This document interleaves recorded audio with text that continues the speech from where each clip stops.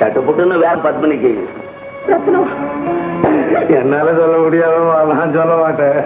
அதான் இந்த டிராமால சினிமால சொல்ல மாட்டாங்க, காதல். அது என்ன காதலா? ஆமா, சரோஜாவுக்கும் செல்வத்துக்கு அது வந்தாச்சு. இனி மேலத்தை தட்ட வேண்டியதுதான், தாலியை கட்ட வேண்டியதுதான். என்ன அநியாயம்! எங்க அந்த செல்வம்? இப்ப நானே போய் அவனை கேட்கிறேன். பதறாதீங்கம்மா, பதறாதீங்க. பருவ உணர்ச்சி அது ஒரு பந்தய குதிரை மாதிரி அடக்க அடக்க துள்ளும், ஆளையும் கீழே தள்ளும்.